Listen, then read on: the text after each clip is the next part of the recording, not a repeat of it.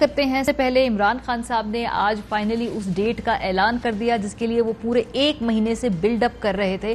جلسے پر جلسہ پر جلسہ، یہ تاریخ 2 دن پہلے اناؤنس کرنی تھی لیکن کچھ مشاورت کا وقت لیا. آج فائنلی 5:30 بجے اعلان کر دیا کہ 25 مئی کو یہ لانگ مارچ اسلام آباد ہونے جا رہا ہے. 25 تاریخ کو میں انشاءاللہ آپ کو اسلام آباد میں ملوں گا. کشمیر ہائی وے یا سری نگر ہائی وے جو نیا ہے، سارے اس طرح نکلے کہ آپ نے وہاں 3 بجے پہنچنا ہے. ہمیں جتنی دیر وہاں رہنا پڑے اسلام آباد میں ہم رہیں گے. کس دن اسمبلیز ڈیزالو ہوں گی اور الیکشن ڈیٹ، اور الیکشن بھی صاف اور شفاف. یہ ہماری ڈیمانڈ ہے. ہم نے کوئی اور دوسری چیز نہیں مانی. ساتھ ساتھ آج پیغام دے دیا پولیس کو، بیوروکریسی کو، جو آرم فورسز ہے ان کی جو فیملیز کو، ان سب کو دعوت دے دی ساتھ ساتھ اس لانگ مارچ میں آنے کی. ایک اور بات جو خاص طور پہ انہوں نے ایڈریس کی اسٹیبلشمنٹ کو کہ اگر آپ نیوٹرل ہیں تو اب نیوٹرل رہیں. ساری ہماری بیوروکریسی میری آج بڑی غور سے بات سن لیں. اگر کوئی آپ نے ہمیں غلط طرح ہمارے پرامن احتجاج کے خلاف کوئی کارروائی کی، یہ غیر قانونی ہوگا اور اس کے آپ کے خلاف ہم ایکشن لیں گے. پولیس بھی ہماری ہے، بیوروکریسی بھی ہماری ہے، فوج بھی ہماری ہے. میں اپنی فوج کو بھی کہتا ہوں، آپ نے کہا نیوٹرل ہے، نیوٹرل رہیں اس میں. یہ اس ملک کی سالمیت، اس کی آزادی کے لیے ہے.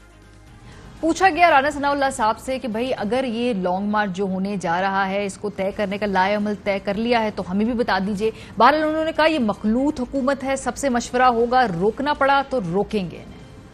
یہ اتحادی حکومت ہے. اگر یہ فیصلہ ہوا ان کو نہیں آنے دینا. یہ ان کی جو بڑکے شڑکے ہیں نا، یہ بازو ہمارے آزمائے ہوئے ہیں، ان کو گھروں سے نہیں نکلیں گے. گرفتار بھی کریں گے، ان کے خلاف قانون کے مطابق کارروائی بھی. بہرحال جو رانا ثناء اللہ صاحب کی باڈی لینگویج سے، ان کی زبان سے، اور اس کے بعد مریم بی بی کی ٹویٹ میں پڑھنے لگی ہوں، اس سے بھی اندازہ ہوتا ہے کہ پی ایم ایل این تو ہر حال میں اس لانگ مارچ کو روکنا چاہتی ہے. پیپلز پارٹی کیا سوچتی ہے پروگرام میں آگے جا کے اس پہ ہم بات کریں گے. مریم نواز شریف صاحبہ کہتی ہیں کہ جب بھی ملک ترقی کی طرف بڑھنے لگتا ہے فتنہ خان اپنا جتھا لے کر پاکستان پر حملہ آور ہو جاتا ہے. 22 کروڑ عوام کی تقدیر کے فیصلے جتھوں اور فتنے بازوں کے ہاتھوں میں نہیں دے سکتے. اب اس پاکستان دشمنی کے خلاف ڈٹ جانے کا وقت آ گیا ہے. ڈٹ جانا چاہیے، یعنی ڈٹ جانے کا مطلب ہے کہ آپ یہ گرفتاریاں یا جو بھی ان کو روکنے کا طریقہ کار ہوتے ہیں حکومتوں کے پاس، وہ سب کچھ کرنا چاہیے ہے. فواد چودھری صاحب ہمارے ساتھ موجود ہے پروگرام کے پہلے سے. میں بہت شکریہ فواد ہمیں جوائن کرنے کے لیے. اچھا جی، تو اب یہ جو آپ نے سری نگر ہائی وے پہ آنا ہے یہ تو ابھی انیشل پلان ہے نا، اس کے بعد یہیں پہ ادھر سے آگے بھی تو کہیں جانا ہے، تو اس میں آپ کو انتظامیہ کو بتانا بھی پڑے گا، کچھ اجازتیں بھی لینی ہوتی. طریقہ کار ہے ہر دفعہ کا.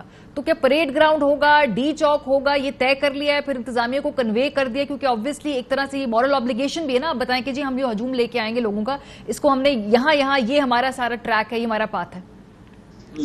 اچھا، 2 باتیں ہیں. ایک پہلی بات تو یہ ہے کہ ہم جو اجتماع کر رہے ہیں وہ اسلام آباد میں کر رہے ہیں، لیکن اس کے ساتھ ساتھ جو 5 بڑے شہر ہیں جن میں کراچی ہے، کوئٹہ ہے، سکھر ہے، حیدرآباد ہے اور لاڑکانہ ہے، وہاں پہ وہ بھی اس دن اسلام آباد ہی بنیں گے. لہٰذا جو پورا پنجاب ہے اور خیبر پختونخوا ہے اس کو ہم نے اسلام آباد میں بلایا ہے، اور جو سندھ اور جو ہمارا بلوچستان ہے ان کا یہ مارچ جو ہے وہ ان کے شہروں پہ ہوگا. سو پریکٹیکلی انشاءاللہ پورا پاکستان جو ہے وہ یہ 25 تاریخ کو باہر نکلے گا اور امپورٹڈ حکومت سے اپنی آزادی مانگے گا. ٹھیک ہے. جہاں تک اسلام آباد آ گئے، سری نگر ہائی وے آ گئے، یہاں پہ کیا خطاب ہوگا؟ یہاں سے کہیں اور موو کریں گے یا یہیں پہ آ کر جو ہے آپ لوگوں کا جو سارا ایونٹ ہے یہیں ادھر ہی ہونا ہے؟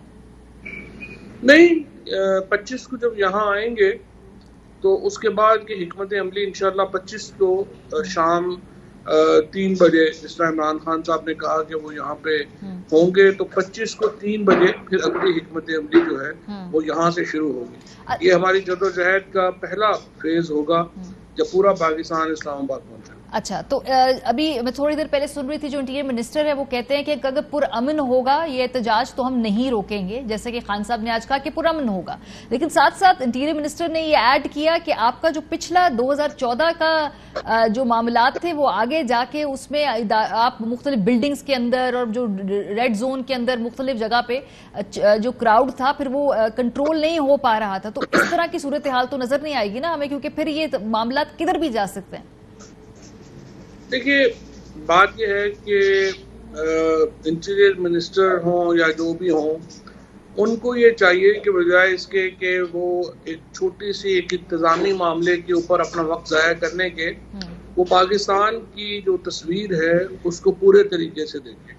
और पाकिस्तान की तस्वीर ये है कि इनसे मुल्क नहीं चल रहा और पूरे पाकिस्तान ने इनकी हुकूमत को नाम नहाद इम्पोर्टेड हुकूमत को मुस्तरद कर दिया है और तमाम पाकिस्तान नए इंतखाबात मांग रहा है। और ये वो नुक्ता है जिसके ऊपर उन्हें अपना दिमाग, अपना जहन, अपनी जो वक्त है वो सर्फ करना चाहिए। फिलहाल ये करना कि ये यहाँ पे ये करेंगे या वो करेंगे, वो हमने इनसे पूछ के करना नहीं है। जो भी हमारी हिकमत अमली है वो हम जाहिर है कि इम्प्लीमेंट करेंगे। और जब लाखों लोग पूरे पाकिस्तान में बाहर होंगे, हमें पता है क्या कैपेसिटी है राना सनाउल्लाह की और उनकी एडमिनिस्ट्रेशन की। इस वक्त जो ज्यादा बड़ा नुक्ता है वो मेरा ख्याल है उस पर गौर करें, इस चीजों को छोड़ें। चले बड़े नुक्ते के ऊपर आ जाते हैं, क्योंकि कल आप मेरे प्रोग्राम में थे तो मैंने आपसे सवाल पूछा था कि डेट चूंकि पहले इसलिए अनाउंस नहीं की गई थी कि कहीं ना कहीं इंतजार हो रहा है कि इलेक्शन की अनाउंसमेंट के हवाले से ठोस कॉन्फिडेंस बिल्डिंग मेजर्स हों। तो इसका मतलब है कि फिर वो गारंटीज, वो कॉन्फिडेंस बिल्डिंग मेजर्स, वो ऐलानात, वो बातचीत में का कोई असर नहीं निकला, इसलिए अब लॉन्ग मार्च जो है ये होगा। जी जाहिर, और मुल्तान में हमने अनाउंस करना था। मुल्तान में इसलिए अनाउंस नहीं किया कि ख्याल था कि इन 2 दिनों में हुकूमत इंतखाबात की तारीख दे देगी, लेकिन बदकिस्मती से इन 48 घंटों में भी हुकूमत जो है उसने ये तारीख नहीं दी। हम अब इससे आगे ये मामला जो है वो ले जाना समझते हैं। हमारा, जिस तरह से इमरान खान ने कहा था मुल्तान में, मसला हमारी ज़ात का नहीं है। अगर ये हुकूमत 2-3 महीने और रह जाए तो सियासी तौर के ऊपर तो हमें इसका कोई नुकसान नहीं है, लेकिन मसला ये है कि ये जिस तरीके से हुकूमत कर रहे हैं पाकिस्तान बैठ जाएगा और हम श्रीलंका बनने से सिर्फ इंचेस अवे हैं। और इसलिए मसला ये है कि हमारी ज़ात से बड़ा प्रॉब्लम है, और वो ये है कि अगर हमने ये इस वक्त पाकिस्तान को ये नए इंतखाबात की तरफ नहीं लेके जाते, क्योंकि देखें बहुत सारे यहाँ पे बुजुर्ग महर हैं जो इस मसले को इकोनॉमी का मसला समझ रहे हैं। इकोनॉमी का मसला नहीं है, ये सियासत का मसला है। और जब तक सियासी इस्तेहकाम नहीं होगा, आपको कोई आलमी इदारा आपसे बात करने को तैयार नहीं है। आपके दोस्त ममालिक जो बहुत ही करीबी दोस्त हैं पाकिस्तान के, जिन्होंने हमेशा कतई नजर इस बात के कि कौन सी हुकूमत है, उन्होंने अपने हाथ खींच लिए हैं, क्योंकि पहली दफा वो देख रहे हैं कि पाकिस्तान के अंदर जो अवाम है वो इस हुकूमत के साथ नहीं खड़ी। फवाद साहब, ये एग्जैक्टली यही पॉइंट इस वक्त हुकूमत भी कह रही है कि 25 तारीख को आपको मालूम है IMF के साथ जो है मुज़ाकरात करने मिफ्ता इस्माइल साहब जा रहे हैं। आप लोग जानबूझ के आपने वो तारीख रखी ताकि एक इस तरह का इंप्रेशन दिया जाए ताकि हुकूमत के लिए वहां मुज़ाकरात करना मुश्किल हो जाए, ये इसलिए आपने सोच समझ के 25 की तारीख रखी? नहीं, हमने चेक कर लिया है पहले। IMF इनसे कोई निगोशिएट करने को तैयार नहीं है। जब आपके सऊदी अरेबिया, UAE और चाइना जैसे दोस्त ममालिक आपसे मामला तय करने को तैयार नहीं है, तो IMF आपसे कैसे मामला तय करेगा? तो ये जो इस वक्त मामलात हैं वो बड़े, देखिए, अगर जिस तरीके से ये, जैसा मैंने दोबारा अर्ज किया, इनका ये गलत फहमी है कि ये इकोनॉमी का मसला है। पूरी दुनिया समझती है ये पॉलिटिक्स का प्रॉब्लम है, और अगर आप अपनी सियासत को ठीक नहीं करते, आप अपनी इकोनॉमी ठीक नहीं कर पाएंगे।